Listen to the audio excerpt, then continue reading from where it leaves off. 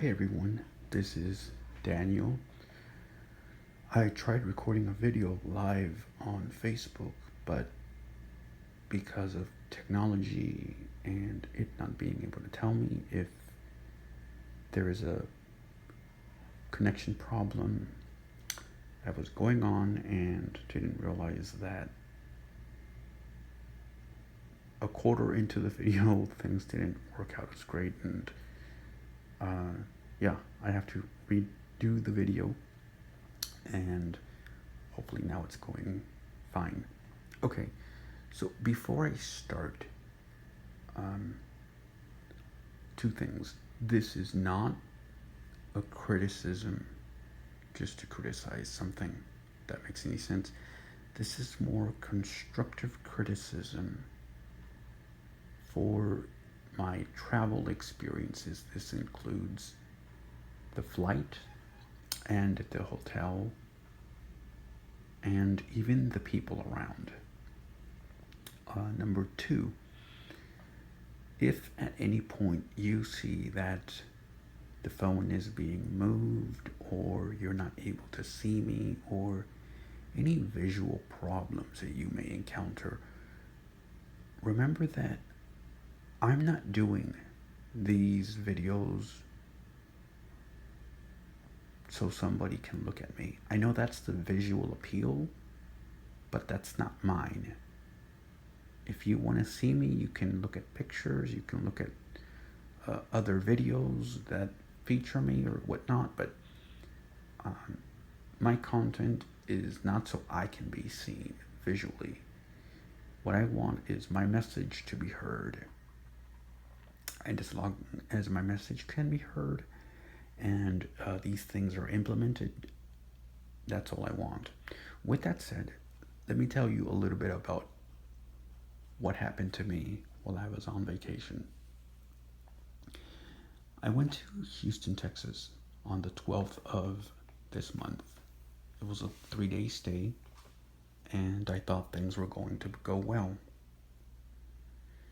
So I got to the hotel, and I don't notice these things as I'm walking into a place.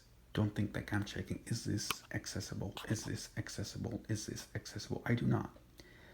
I check in, go into the hotel, and as things become apparent to me, I say, oh wow, they did a nice thing. Or if they don't, I say, they could have done better. And so that's where I am coming from. So here's the first thing. I think the hotel room was huge. I would like to have such a room in my house.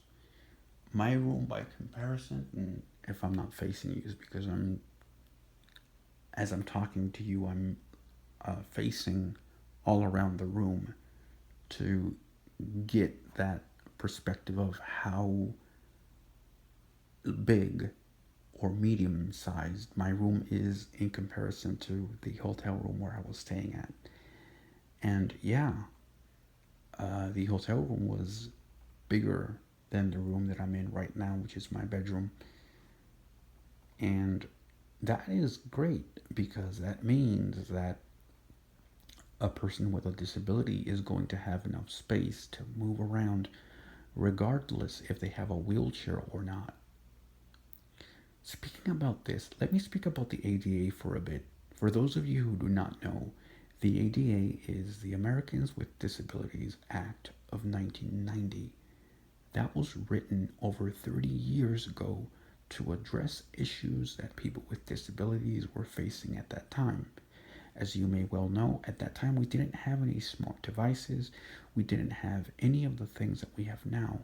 Therefore, in my opinion, that law is antiquated, and it does not serve us for the purpose that we want today.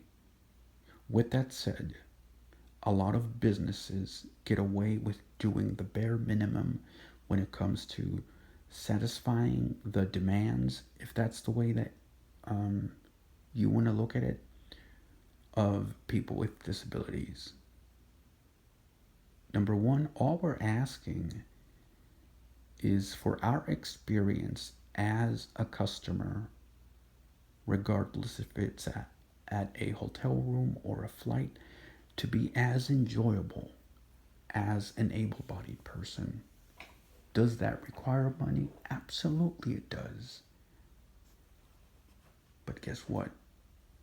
We know you have it. How come when it comes to upgrading amenities or stadiums, hotel rooms, whatever, you do have money for that? You want to make the experience great for an able bodied person. But all of a sudden, when we talk about people with disabilities and making their stay at a certain place comfortable or making the experience comfortable, oh, we don't have money to provide you with this, or that. How is that possible? I don't understand. But I think that they just don't want to. And they're afraid to say it.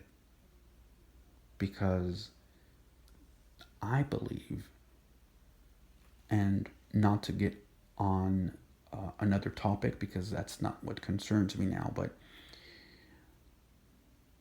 a lot of us are living in a bubble and we think that our problem is the only one that's affecting society today, and we don't see that other groups are facing the same thing. So, for example, discrimination. You have LGBTQ movement and all sorts of other movements, and people want to push one agenda or the other. But by doing that, it's like you're missing the whole point. Do you know what all of these groups, blacks, LGBT plus, people with disabilities, women, you name it, have in common?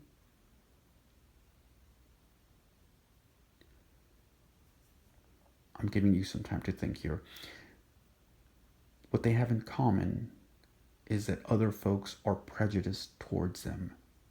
See, the problem is not racism. The problem is not uh, transgender rights or whatever the case is. The problem is prejudice attitudes toward people whom we do not know. And I have found in my years of being blind, which has been since I was born, that people fear what they don't know. Doesn't matter if it's people, other people, or situations. Look at the pandemic. People were fearful. They were grabbing paper towels, toilet paper, uh, water bottles, you name it, hand sanitizer, because they were fearing what was to come next. In the same way, able bodied people fear people with disabilities, fear other groups like that. And if all of these groups were to get together, the Jews, the LGBT, the women, and whomever feels that their cause is not being heard, they should get together and say the only thing that we want is respect. And that there is something that all of us share, and that's that people are making assumptions about us that are not true. And so, although I may not agree with other groups, I can sympathize or empathize with what they're going through because I'm going through the same thing. And that's discrimination. That's leaving out certain people. And you may do this unconscious. You may do this in an unconscious way because you have been programmed to believe such a thing. Getting back to the topic on hand, um, there's this transition that I would like to go into. On my way back to Phoenix, I was sitting a few rows back, perhaps one or two, from a couple and their child, who must have been about 4 or 5. Um, Although I was fiddling with my headphones, um, because the child was making quite a racket, and I just wanted some music or something to drown out the sound, and I have uh, AirPods and I have the Bose and so forth, and they were not working for me. Anyway, um, as I was doing that, I was hearing the woman say something like, if we were to crash, or if an airplane were to have an accident, I'm paraphrasing, just to for you enable for you to get the story. Um, these are not the exact words that she said. If we were to crash, or if a plane were to have an accident, I would like to die instantly on impact, because I wouldn't like to suffer. And I think a lot of things can be implied when you hear that type of message. You can say, I don't want to be uh, disabled.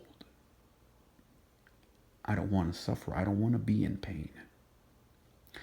So, what I'm saying with this is, a lot of people fear and want to run from any type of suffering or pain. And if you're doing that, as you're saying it to someone, you don't know who may be hearing you. Your child just heard you. And one of the things that I know as a person with a disability is, when other people hear this type of talk over and over again, said by thousands of people, this gets into your mind. People begin believing it. What happens next is that as soon as those people meet somebody with a disability, they do something that's called projection. They think that because the able-bodied people think that because they would like to die, or they would like to not suffer, they think that people with disabilities may think the same thing. No. My view is, as long as I have a mind to do things, although my body may be broken, although my body may be imperfect, as long as I am able to speak the way I'm speaking to you now, as long as my mind works the way that it's working right now, as long as I'm able to impact people in a positive way, I know that I will get through things. Because my physical body, it's not what's important. My body will die. It will be disfigured. People won't remember my face in 30, 50, 70 years. You know what they will remember? They will remember me and you and other people based on their actions, how kind they were, what things they provided to this world, what things they made to make this place a better place, the time that they gave, the music, the art, everything that they did using their brain, using their heart. There's a lot of people who are in pain, who have a disability worse than mine, who are able to do extraordinary things. And if you were to say something like that, something like what this woman said as she was flying to Phoenix, I don't think they would appreciate those type of comments. I'm certainly not. I certainly did not appreciate that. Because a disability is nothing to be ashamed about. Pain, suffering is not something that people should be shamed about or ashamed of. With that said, a lot of these attitudes when it comes to accommodating people with disabilities stem from that type of attitude that I just spoke about. So, with the door, for example, there was no there were no raised numbers on the door. There was no braille. And again, you want to make sure that these things are included. It's a room for people with disabilities. Why wouldn't you have such a system? The card,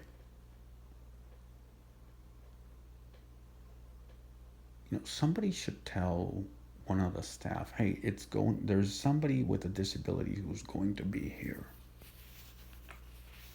Make sure that that person knows how the key works. To you, this might be easy, but to somebody who has a disability, whatever that may be, things may not be as easy as you may think they are. Some people struggle more than others. Not everybody is the same way. Not everybody thinks the same. So there must be several things that should be taken into consideration. That's one of them. I was asking the guy who was helping me, how do you work this key thing? Just says, oh, you just tap it and it will open. Oh, great, that's simple.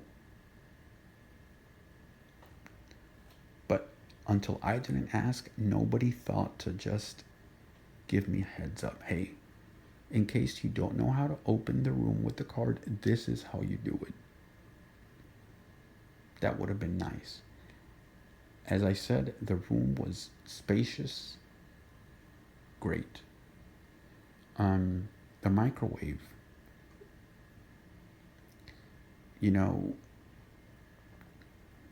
as I said, there are people with different disabilities, and one of them is your hands. For me, my fingers are not as sensitive as other people, like the tips of my fingers, and that's why I'm not able to read Braille, and this is why I have a bit of a problem with certain things, and one of those things is this type of touch screen model on microwaves, or the concave type buttons or what have you. So you would think that in a room that's designed for people with disabilities, you would have something to where it would be easy for them to use. To mention a few examples, you could have had that microwave labeled with Braille. You could have had tape, pieces of tape in the certain numbers, or I remember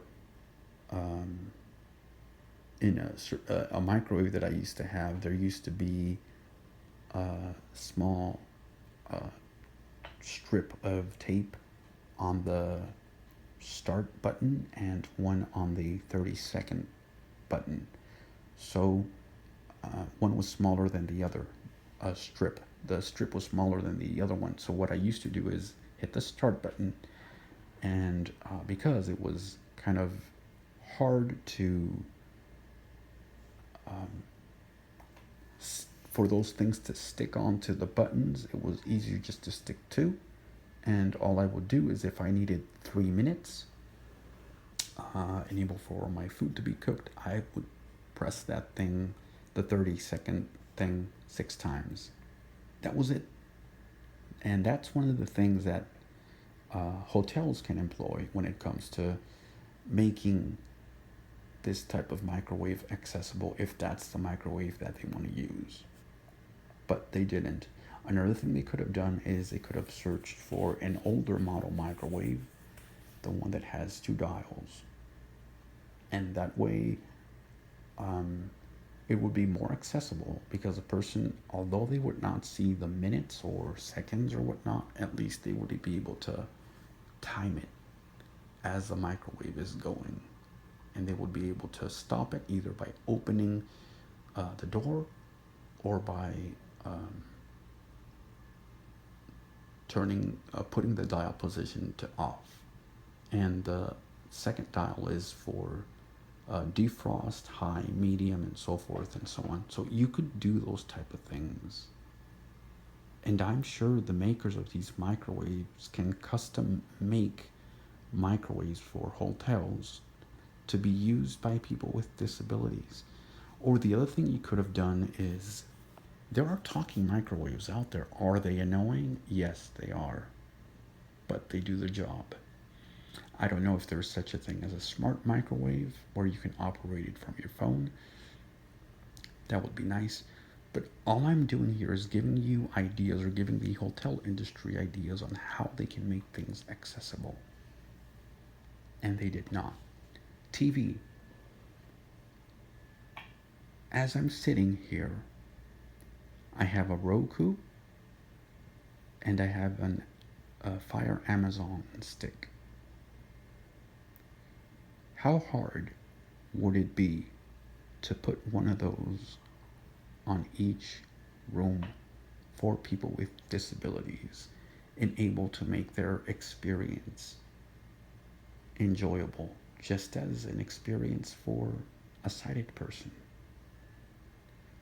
A blind person such as me is not able to know what channel he or she is flipping through.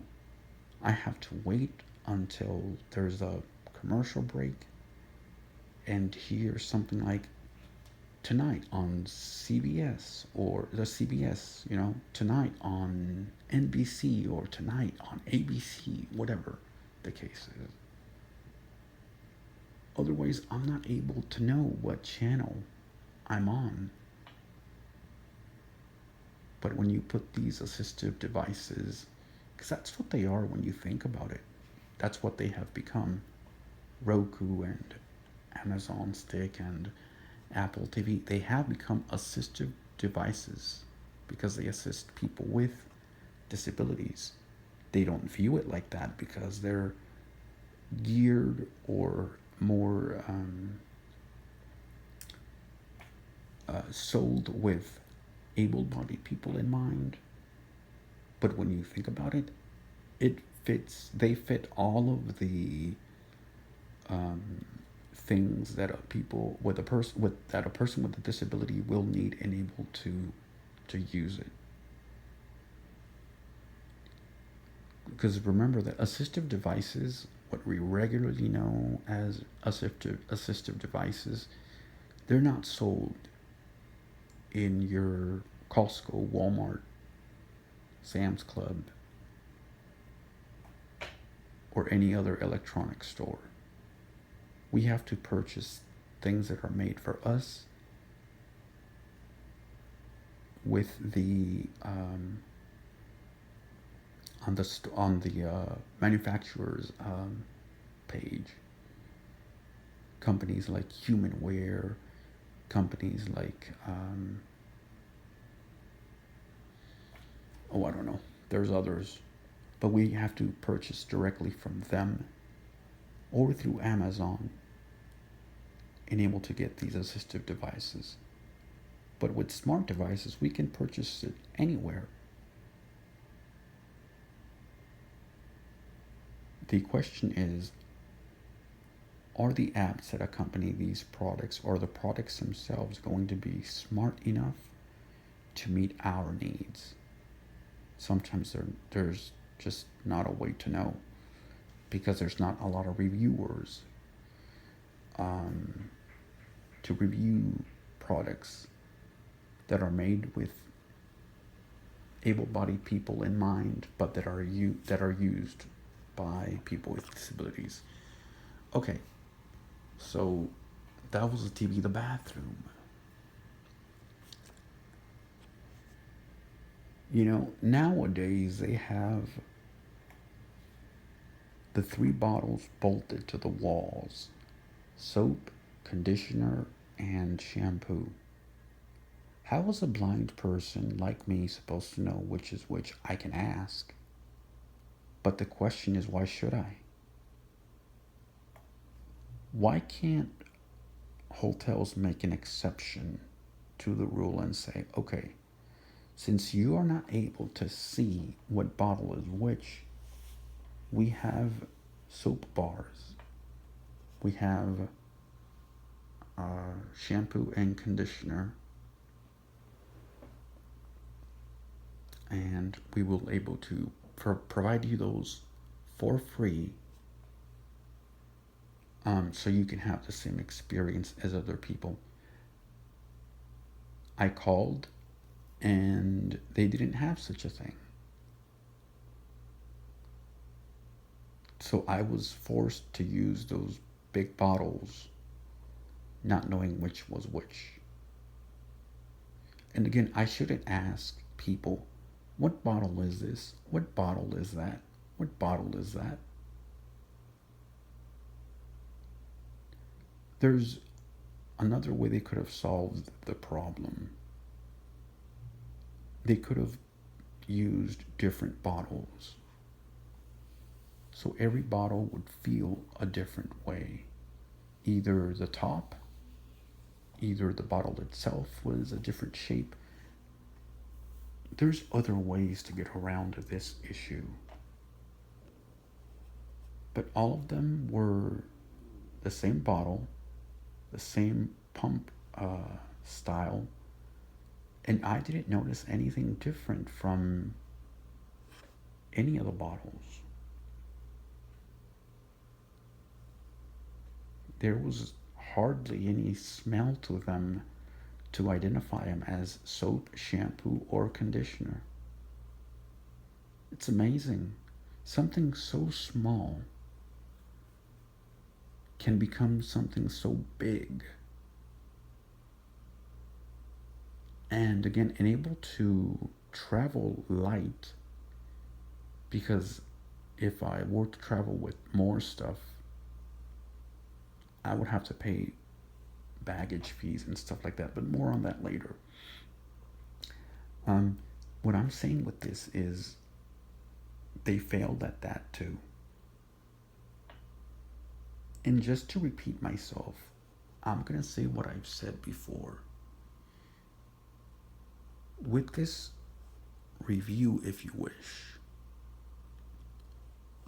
or with this experience, I'm not trying to put the hotel down whatsoever. What I'm trying to do is to create awareness for them to have ideas on how to help a person with a disability the next time that one shows up in their hotel. So I'm going to mention the name of the hotel, not to expose them nor anything, but so somebody can see this and make the necessary changes. Because if we don't speak up, nobody's going to do it for us. The name of the hotel is the Hilton Garden Inn.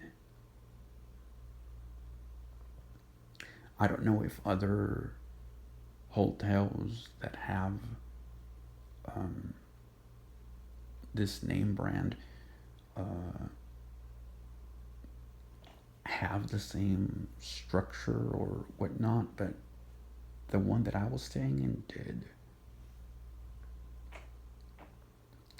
So there you have three things that were not satisfying to me when it came to the hotel room. Um, or I must say four things if you include the first thing, which was the door, which again, somebody could have told me the number, which they did, but let's be realistic. Is everybody going to be with me at all times to know what door I'm in? No. Or what door corresponds to my room number? No. So what would have happened if I would have been alone, which sometimes it's the case, I go alone to places and stuff like that. How do I know what door is which if I'm alone? And if I'm trying to open up a door, I can't. So that's the issue here. People expect that somebody with a disability should be accompanied by somebody else. Sometimes that's not wanted and it's not necessary. And a person with a disability shouldn't travel with somebody just to please folks like you. That's just not happening. We're going to travel the way that we travel alone if we so desire.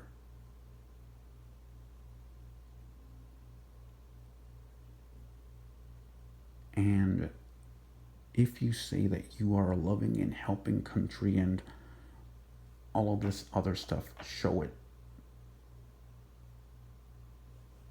Which leads me to my next point, airport. I've been traveling off and on for about 20 years now.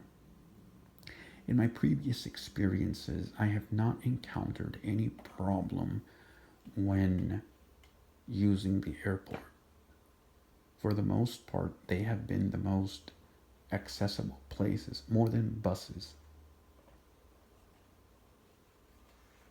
But ever since inflation hit or after the pandemic, something happened to where things are not accessible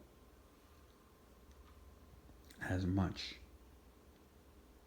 So as I was booking the flight, I booked it like I always do. One passenger, everything that I had to input, I did.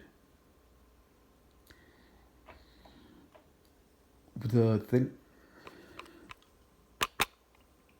the the thing that I came with is, oh, if you want these extra services, you're gonna have to pay extra. That includes check-in bag, that includes talking to an agent, etc. And so I read more because I thought, how are people with disabilities going to do this? Do you mean I have to pay $60? Although I'm not checking a bag, I'm not doing this, I'm not doing that. I only want to have an agent to help me. So what I read is, yeah, just you don't have to do anything if you have a disability. Fine. That's what I did. So I get to the information desk. And before that, let me tell you that somebody was helping me, and that was the shuttle driver. And usually somebody's supposed to be outside just in case something comes up. And the shuttle driver has other passengers to take care of that need to go to other terminals and so forth and so on. They have to pick up other people from the hotel. They have a tight schedule. So they can't be going all over the place until I find the help that I need. This is why there has to be somebody at the airport outside to assist with these issues. So what happened is the driver took me to the counter and I asked for some assistance, And the person behind the counter said, "Oop, I'm not able to do anything from here because there's just I'm the only one managing this whole thing, and I can't leave the counter unattended or the place unattended. I understand that. So just call." Well, it turns out that they don't have numbers for other departments, I guess you would call them, to come and pitch in or something. They only have numbers to what concerns them. Hopefully, this is making sense. And so I had nobody. And as she was trying to figure out what to do or what have you, the shuttle driver got frustrated. How is this possible? Nobody is able to come downstairs to help somebody who needs help. And furthermore, the lady was implying that I should have done that online. I'll get to that. Or that I should have brought somebody with me. I should have gotten somebody to help me with that. It's like, why? I repeat, why should we do whatever you want us to do? Why can't we travel alone just like you do? It's amazing. It's amazing how people think. Anyway, why I couldn't do this online? Because the airline that I was using didn't have this option. Several airlines have an option where you can check boxes. Are you traveling and you need assistance? You check the box. Do you need help with this? You check the box. So forth and so on. Some airlines do have this, which is a good thing. This one, which was Frontier, did not have such a thing. So they assumed that, well, since you didn't purchase the $60 package deal, which included assistance and check-in bag and all of that stuff, then that means you don't need assistance whatsoever. You can check it yourself. It's like, are you serious? This is the problem now. Now, there was a number that I could have called, but we're doing the same thing. It's like, I should be able to use the website or call without any problem. I shouldn't do either or. So finally somebody did go and get me after like 5 or 10 minutes or what have you, and I did get to catch my flight. But it's just the incompetence of some people. It's just the mindset that some of these people have that drives me to say, what's going on here? When has our society become one of, I don't have time for you, I'm not going to help you, or if I'm going to help you, I need a tip? So as long as I give you money, regardless of what that money is for, that's the only way that you could help me. Now I understand that some of these people do not make a lot of money, and that's why tips are necessary. But tips are not supposed to be given just because you help somebody out. if the description of your job is a receptionist, you're supposed to be nice to those people regardless, friendly. If you want to make a good impression, that's what you're paid for.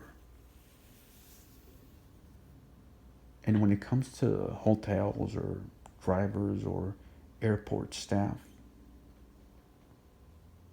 maybe there should be other jobs created just to help people with disabilities out. And when and if there's not a person with a disability, then you can assign them to help out with other things. But if you're going to be nice to me, or if you're going to help me just because I'm giving you a tip every single time, that's going to ring bells that I don't like. So you're being nice to me because I'm tipping you every time. You're helping me with this and that because I'm tipping you. It doesn't work that way. To me, tipping, and I know I'm getting off on another thing, but tipping to me is supposed to be something that's willingly done. Something that you do it because you have received not only a good service, but you have found that worker to be exceptional. That's, for me, that's where a tip comes in. And a lot of times, regardless if it was their intent to be like this, to behave like this or not, the service that I have received at a lot of these public places has been mediocre. And I think that when it comes to disability training, all you need is empathy. All you need is compassion. But nowadays, it seems like people are asking to be trained on how to deal with people in general. This is why I had mentioned the LGBT and the black movement. Because you're supposed to be treating everybody the same way. And as I said before, all of us have basically the same needs, and that's to be treated with respect, although you may disagree with us. But if we need training on how to treat this group and that group and that group and that group, and we're failing to understand that treat others the way you would like to be treated, that's the only training you need. And listen to a customer when they tell you what to do. I'm not demanding, I'm asking. Several times I've had to ask, could you tell the next staff that comes in after you or whatever to pass on the message? There's a blind person who's going to need help. He's going to, etc. He's going to call. No, none of that happened. I couldn't use the microwave. I was going to heat up something. I called the front desk, explained what the problem was. I said, I'm blind. She said, I will be there. Never came. So I had to call a few hours later, and finally a person did come. My thing is, I shouldn't have to struggle with these things on a daily basis. I'm not saying that there's not going to be problems. What I'm saying is that these should be far very few and far apart. But that's not the case. And this happens in every industry that you may work at. There's inaccessibility when it comes to apartments and their design and so forth and so on. And this is why I would like you to share this video with whomever you're able to, because this is going to be informative not only to the staff at the hotel, not only to the people working at the airport, but to other people who will have to make that choice. Is this place accessible to a blind person? Architects and contractors and so forth and so on. And besides, you're not only helping us in the long run, you're helping yourself and you're helping a family member. Why? Because sooner or later, God forbid, you will become either permanently or temporarily disabled. The truth is, you don't know. So many of us go in life or through life like, this is not going to happen to me. I'm not going to worry about this or that or that. It's not a point of worrying. It's to have a plan in case something were to happen. 10 years from now, if and when you become disabled, you will already know what to do. You will already see videos like this one that you're watching now. And you will remember, oh, such and such person said to do this, let me try it out. Or I'm going to tell my mom, my cousin, my brother, my sister who has a disability, here's what this guy did, see if it works for you. We are in this world to teach you how to help us, and in the long run, how to help yourself. Thank you very much for watching this video. I appreciate it a lot. Remember to share and like, and hope all of you have a nice day and bless one another. Be kind to one another. Remember that when you are kind to another person, that multiplies. And you will see kindness more than you would ever expect when you do that to others. Thank you very much.